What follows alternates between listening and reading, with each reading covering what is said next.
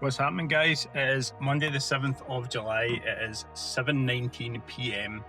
I started work this morning at 6:30 and I was out on the bus today and I've done a full shift on my own. I am now technically a fully fledged bus driver in training, I suppose. I suppose that they say that I'm still in training even though I'm out on my own and I'm kind of learning by my own mistakes and stuff like that. This morning was a bit difficult to an extent because there was diversions in Glasgow. Basically what had happened was that you're given a diversion route and the diversion route was wrong because part of the road was closed. So I ended up having to take a wrong turn and go down a different road and start from a different stance. Managed to get it all sorted. The next time we came up, the road was opened and then I had a pretty much a hassle-free run. I was actually early quite a lot as well. What I mean by early is if you're running anywhere between 1 minute to 5 minutes early for the company that I work for, if you have to pull over, you have to pull over at what they're classed as timing points. Then you have to sit and wait. So if you're ever on a bus and you find that the bus driver's pulled over and is just sitting waiting for no apparent reason, that's the reason, because you're at a timing point. And if they go past that timing point, anywhere between 0 seconds and 59 seconds is a first and final warning, and anything over the minute to 5 minutes is a sackable offence, straight dismissal. I managed to get through today and I was running actually late for a little while as well, so I think it was about 10-15 minutes late, but I managed to make up a lot of time in one of the last runs and bring it back to actually being on time, which is quite good. I'm quite proud of the fact that I managed to keep it on time. It was very, very, very busy. There was a lot of wheelchair users that were coming on today as well, and that obviously takes time to stop, lower the bus, put the ramp down, help them on, make sure that they're situated in the bus properly, and then obviously what you've then got to do is drive your route, and then when they need to get off again, you've got to stop, you've got to put the lift down, you've got to put the ramp down for them as well. It's not a hassle in any way, shape or form. It's part of my job and I like helping people. Probably one of the main reasons why I've kept the shop on for so long is helping people. And if you're wondering why I'm sitting in the car park of the shop right this very second, which is over there, the reason being is I've actually been asked to come and do a heat mould, and the reason why I'm doing a heat mould is it's for a friend who wants to actually come and skate with my team tomorrow night. So he has been trying to get a hold of me for the last couple of weeks, and obviously I've been out of the store because I've been working on the bus job. And Saturday he was going to come and see me on Saturday, but apparently he couldn't wait because his kid was being a bit of a pain. But at the same point, he is now coming to get his skates done now, so I'm going out my way to make sure that he gets his skates done now so that he can then skate on them tomorrow. I'm not going to record anymore today. I will probably be back in the shop tomorrow bright and early, 12 p.m. So that's me technically getting a long lie since it was 6 o'clock this morning. Some of the starts that I've had on that bus job so far have been wild. But anyway, I am now here and I'm going to go and do a heat mould, and I'll speak to you guys soon. Well, hello guys, it is Tuesday the 8th of July. It is 12:37. I'm late as usual. We obviously have viewings for our house tonight, so because of the aspect of having viewings, I was the last in the bathroom, which meant I was having to clean the shower. So the reason why I had to clean the shower was I had to redo all the silicone last night or the night before, and I was up early yesterday, so I never had the chance to do it yesterday. Pamela had done everything else and left me the glorious task of cleaning the shower. So one task, but yeah, what I usually do is I usually cheat and I do it while I'm in the shower. So I'll probably absolutely gassed myself with the cleaning fluids and stuff like that. But I usually have the window open, have the water on, get it all nice and wet, and then use the cleaning stuff and then scrub all the shower and everything else. And then obviously that's just me, how I do it. It's maybe a bit different. One of the things that we're going to be looking at today in today's video is Pamela has finally ordered some sticks. No sticks. No sticks for Alan? Oh, the wee youth one isn't there? We have actually ordered sticks from Warrior at the moment, and the reason why we've ordered some sticks from Warrior at the moment is we are due to replenish the stick rack, and obviously there is still some teams skating at the moment, so we are getting ahead of the game and trying to pad out the rack a little bit. This is what the rack looks like at present, which is very feeling sorry for itself. The reason being is we know that there was a lot of different products that were going to be coming out in the next couple of months. So what we've decided to do is order some. Now, it depends if we've actually got some of them or not, because most of the stuff that I'm looking at just now is the entry-level Rise stuff. There is a couple of Alpha, new LX3 range stuff, and it looks as if there's a couple of Sherwoods there as well, which is going to be good. So what we'll do is we'll get them unboxed, which, well, they are technically unboxed. We'll get them unwrapped, and then we'll come back and I'll let you have a wee look at what we've actually got in store. Again, we're kind of focusing on entry level to mid at the moment, and there may be some sticks that go from mid to high, but at the same point at the moment we are trying to kind of focus our kind of sales on entry level to mid.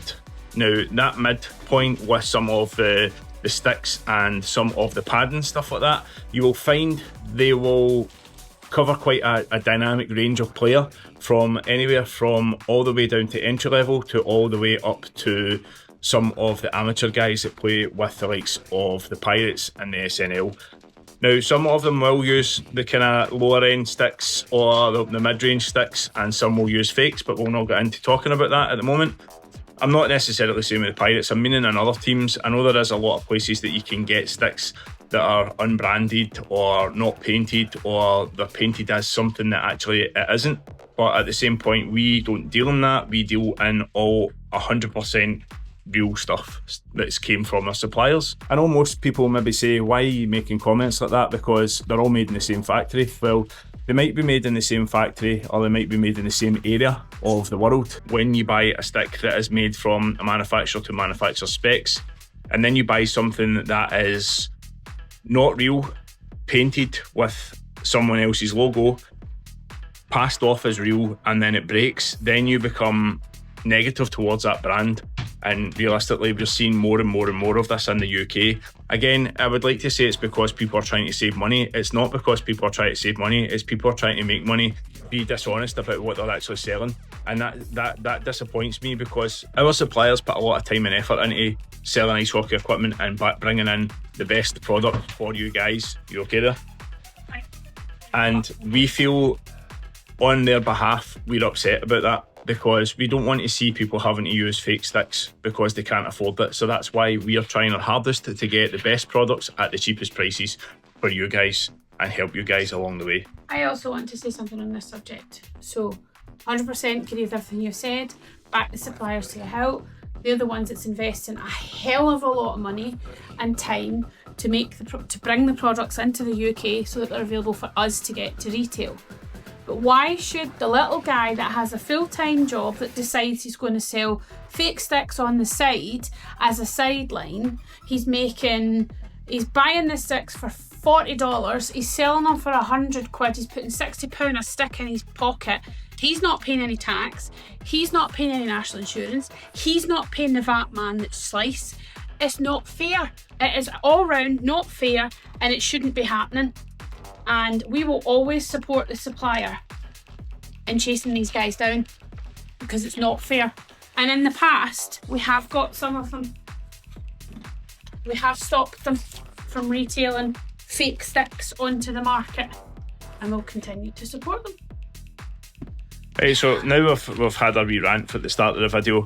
I'm going to go and do some sharpenings, and Pamela's going to talk you through some of the sticks. Welcome back. It's 25 to 2, and I thought I'd run you down very quickly what was in the other box that you didn't see me unbox because we had shocked the customers. Finally, we have Coronation Ace replacement steels for the ones that broke, so we'll let Kate know she's to come up and get them.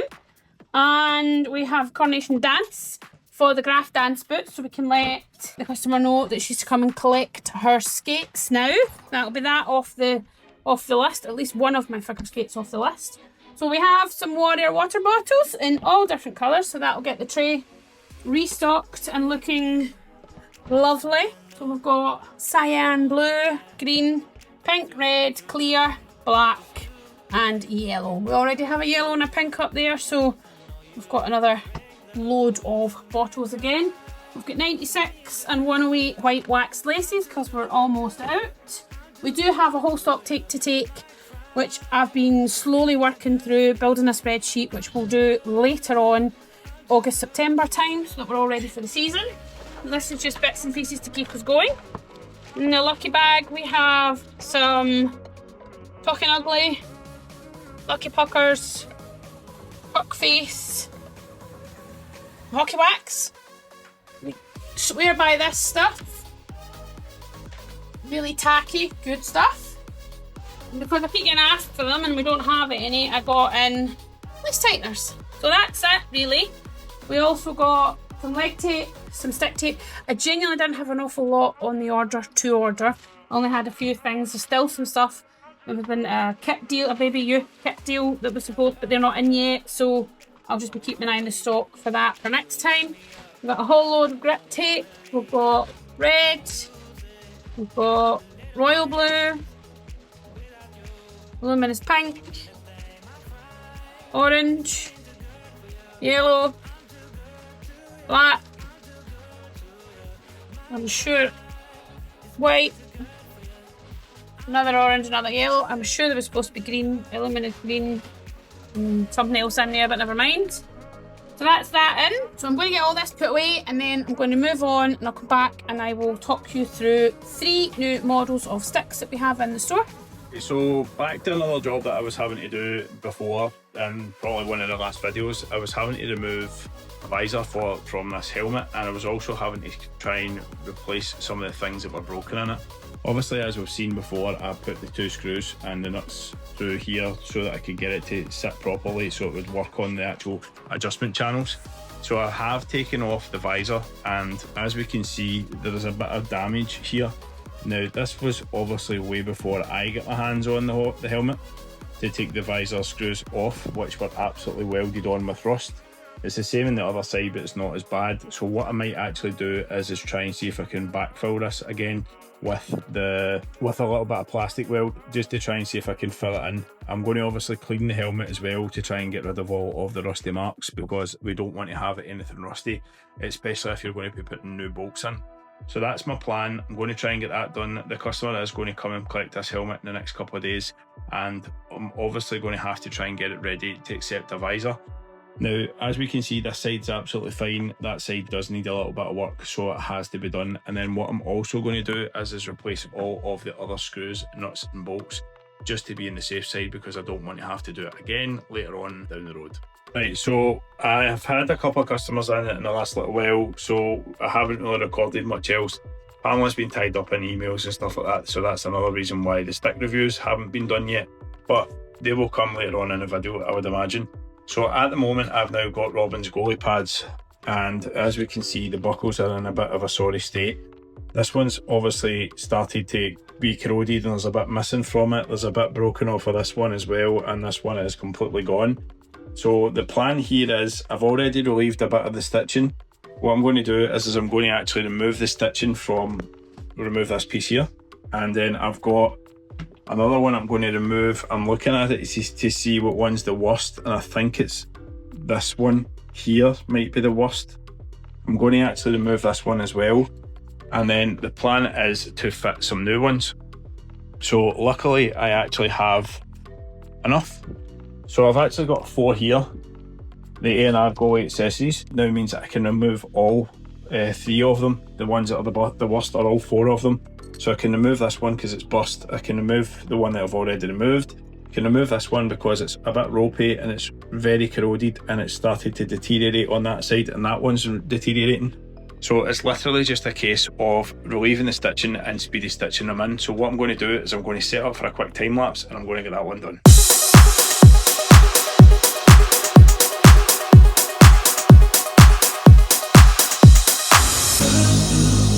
Door is open, I could walk right in. Ooh, but it's so much harder than it sounds. I know it's closing if I just stand still. Cause you won't wait forever, so just hear me out. It is not like I don't want you, just scared to try. Even if the odds are in my favor, I just need more time. So if you wait just a little bit longer, I will treat you right. Treat you right, yeah. So that's the first one sewn in place. As we can see, it's nice and sturdy.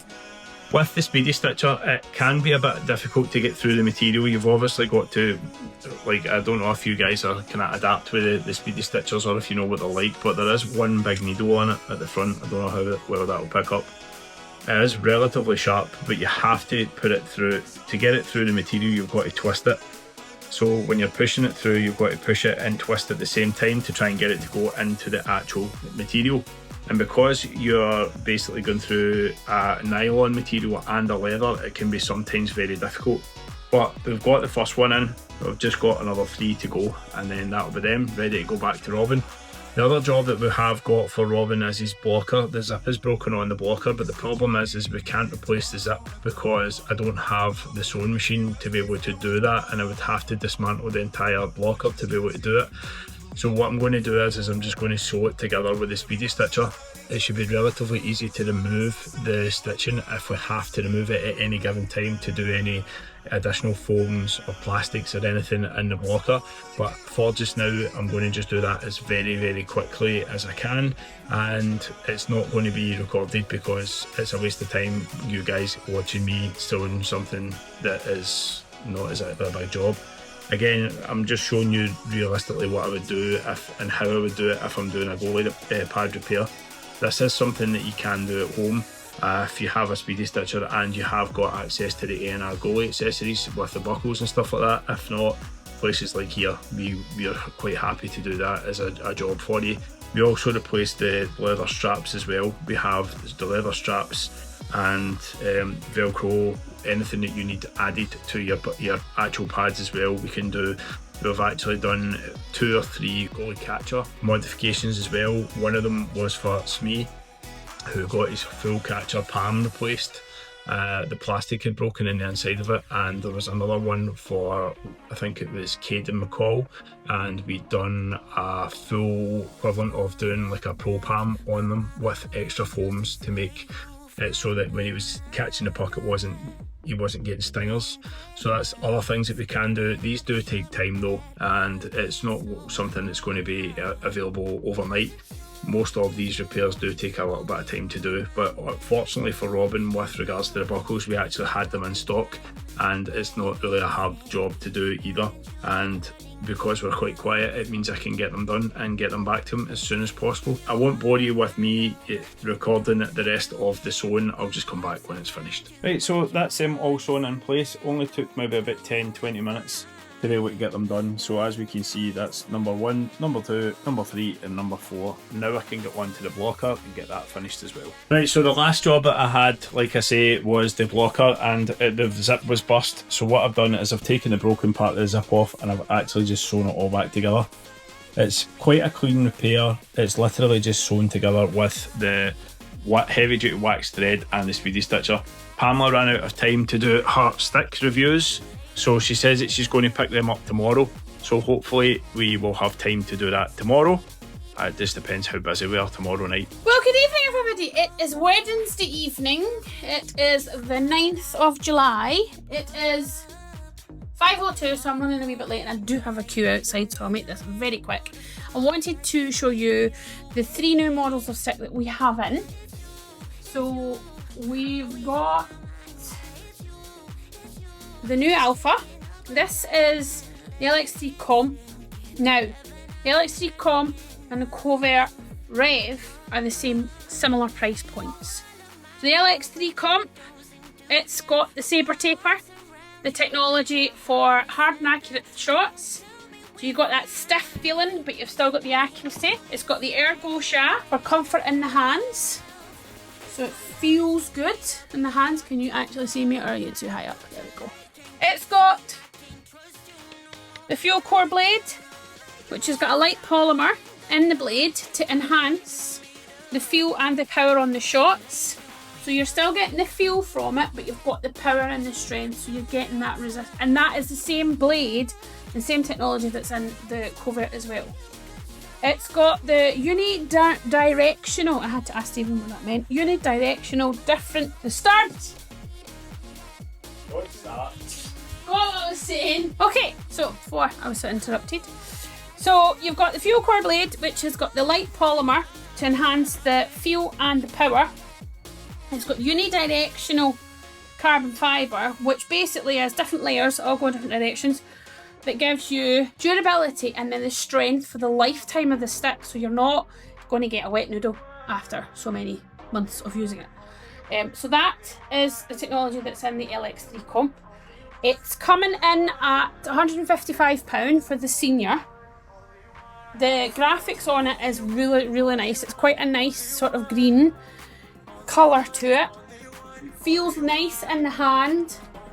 And that comes with, that's from the mid-kick family of the Alpha. If you remember correctly, Warriors hybrid kick is the Novium, and the Alphas is the mid, and then you've got the Coverts, which is the low kick.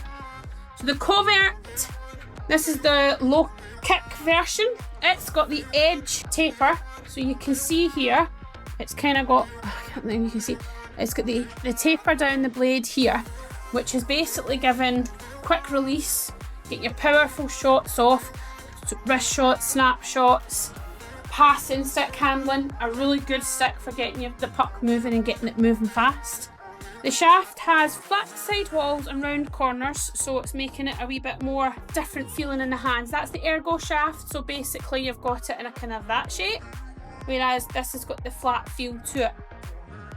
Good for stick handling and shooting. It again has the fuel core blade, which is the unidirectional fibres that all create powerful strength, durability for the lifetime of the stick. This one is slightly cheaper at $148, mainly because it's the previous season's model. It's already been out for a year, so it'll stay on the market for another year, and then they will probably change the Covert. This year's change is the Alpha. The third stick that we wanted to show you tonight is the Sherwood stick, and we have the Cord and Crypt. Now this is their sort of price point, similar price point to the two price points that we've discussed already. We've got the Cord and Crypt, so it's a really tacky feeling stick, it's really nice. Got the textured blade,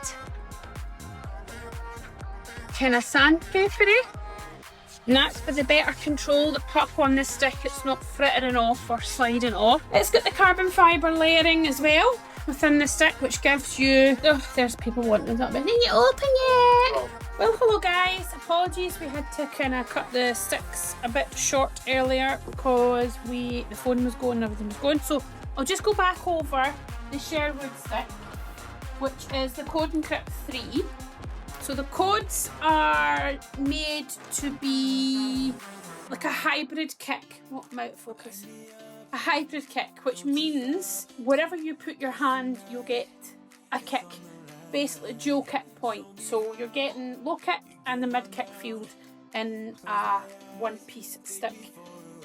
In here, we've got the texturized blade, so you can kind of feel it. It's rough, so you've got the better control. The puck doesn't slide off the end quite as easy.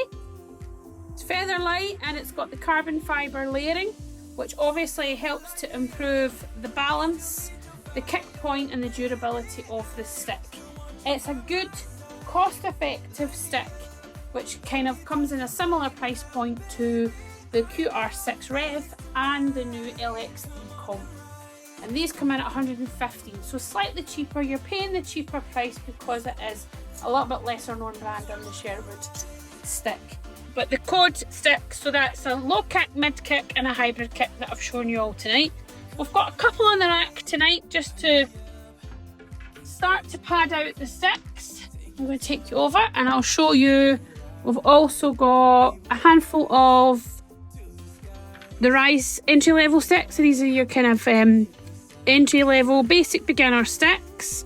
We've got them in the kind of standard flexes, and then we've got the two Alphas, 75-85, the two Sherwoods in a 75 and an 85, and the two Coverts in a 75 and an 85. As we work through the summer, we're going to pad the rack right out. We'll have some CCMs in there, we'll have some Bowers in there, and then we're going to, here in the middle of the floor, going to be putting our KYC stick stand, but that'll be once I have time to build it, and later on in the season, beginning of the season, we'll get it all filled up. So that's kind of us for tonight. It is 20 to 8, so we're going to probably start looking at shutting up early because we're knackered. It's been a very, very busy few days. We had a viewing last night on the house, didn't we, Stephen? Yes, we did. And this morning we've had an offer put on in the house. So yeah, everything's looking a bit positive, moving in the right direction. Now it's just a waiting game. Now it's just a waiting game. So we're about to get exceedingly busy. But anyway, you good? I'm good. How's your sweeties? Strange, but they're not bad.